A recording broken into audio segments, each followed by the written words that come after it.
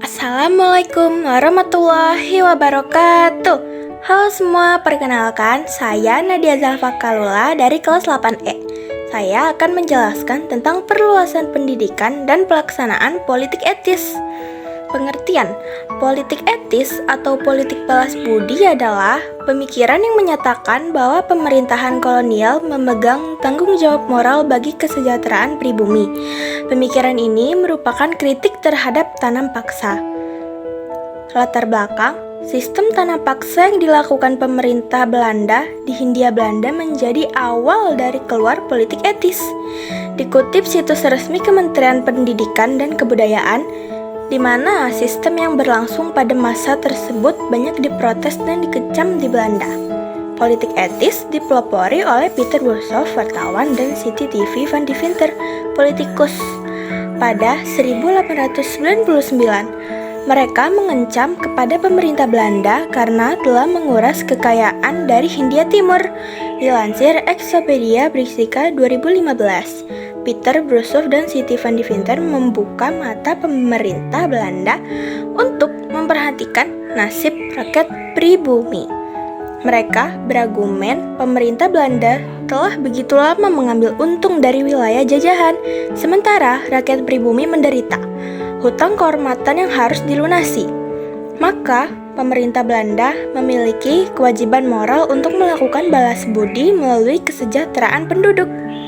Pada 1863, sistem tanam paksa dihapuskan dan pemerintahan Belanda mulai menerapkan sistem ekonomi liberal, di mana modal-modal swasta mulai diperkenalkan datang ke Hindia Belanda. Politik ekonomi secara tidak langsung membuka ruang sangat besar bagi swasta. Kondisi itu melahirkan perkebunan milik swasta semakin meluas. Adanya kencaman tersebut, akhir pada 1901, Ratu Belanda Wilhelmina mengeluarkan kebijakannya yang disebut dengan politik etis. Ratu Wilhelmina menyampaikan pidatonya bahwa pemerintah Belanda mempunyai panggilan moral dan hutang budi pada bangsa pribumi di Hindia Belanda. Pidato tersebut merupakan suatu awal kebijakan untuk memakmurkan Hindia Belanda dan dikenal dengan politik etis atau politik balas budi. Kebijakan politik etis dilihat oleh pendukungnya yang paling bersemangat sebagai percobaan yang dirancang untuk mengubah masyarakat Indonesia.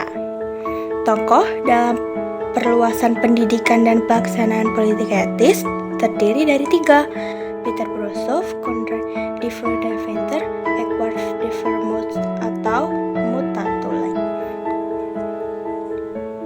Aturan pelaksanaan pidato pembukaan Parlemen Belanda oleh Ratu Wilhelmina yang pada saat itu baru naik tahta. Pada 1901, isinya menyatakan bahwa pemerintah Belanda mempunyai panggilan moral dan hutang budi (en Erschuld) terhadap bangsa pribumi di Hindia Belanda. Panggilan moral itu dituangkan ke dalam kebijakan politik etis yang terangkum dalam program Tris Politika yang meliputi irigasi pengairan, yakni membangun dan memperbaiki pengairan dan bendungan untuk keperluan petani. Imigrasi, yakni mengajak penduduk untuk transmigrasi. Edukasi, yakni memperluas dalam bidang pengajaran dan pendidikan. Kegagalan politik etis. Pengubah kebijakan kolonial ini semakin mantap setelah disusul dengan adanya pidato Ratu Wilhelm pada 1900 yang menandakan pula dimulainya zaman baru politik kolonial. Zaman baru ini kemudian dikenal dengan politik etis. Pemerintahan kolonial Belanda mempunyai 3 prinsip yang dianggap dasar dalam kebijakan baru tersebut, yaitu pendidikan, perpindahan penduduk, dan pengairan. 3 prinsip tersebut diharapkan mampu mengangkat kesejahteraan rakyat Indonesia.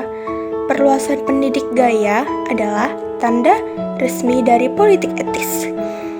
Salah satu dari program politik etis ini mulai dilaksanakan dengan mendirikan sekolah-sekolah. Pendidikan tidak hanya memproduksi jenis tenaga kerja yang diperlukan oleh negara dan bisnis swasta, tetapi juga menuntut ke arah modernisasi serta persatuan antara timur dan barat.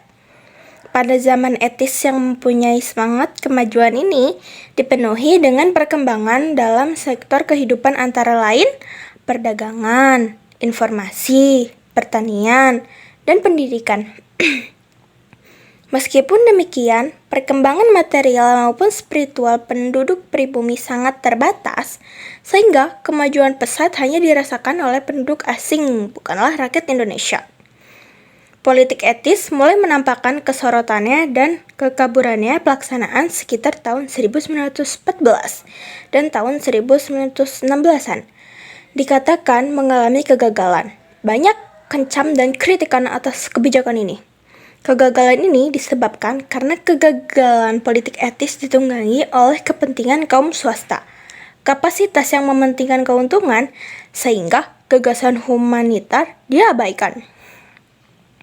Negeri Belanda yang ingin mensejahterakan Indonesia dengan politik etis yang diperjuangi kaum etis, namun demikian tidak dapat dipungkiri bahwa sebagian kaum etis itu sendiri adalah para kapasitas dan industrialis. Pada kapasitalis dan industrialis ini memasarkan hasil industrinya dan mendapatkan keuntungan sebanyak-banyaknya dengan meningkatkan kesejahteraan rakyat Indonesia dengan meningkatkan daya beli. Penderitaan yang masih dialami oleh sebagian rakyat besar Indonesia juga merupakan bukti betapa politik etis tidak berhasil. Keadaan sosial tidak banyak mengalami perubahan.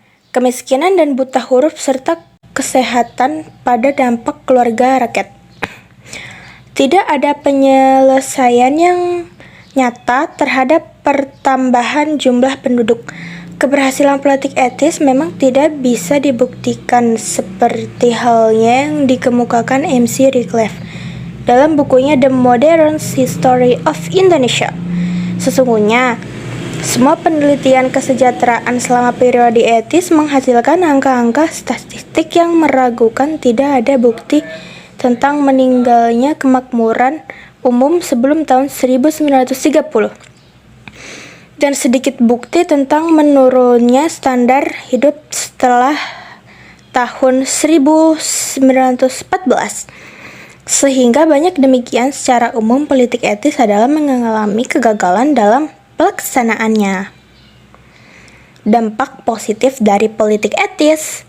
Pembangunan sekolah-sekolah pada pelaksanaan politik etis atau balas budi oleh pemerintah Hindia Belanda melahirkan dampak positif bagi bangsa Indonesia.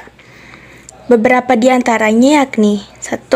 Meningkatnya pendidikan formal, 2. Mengurangi jumlah buta huruf, 3. Lahirnya golongan terpelajar dan terdidik, 4. Pribumi yang terpelajar bisa bekerja profesional untuk pemerintahan Hindia Belanda, 5. Munculnya organisasi pergerakan nasional. Sekian dari saya, Nadia Zalfa Kalula. Assalamualaikum warahmatullahi wabarakatuh.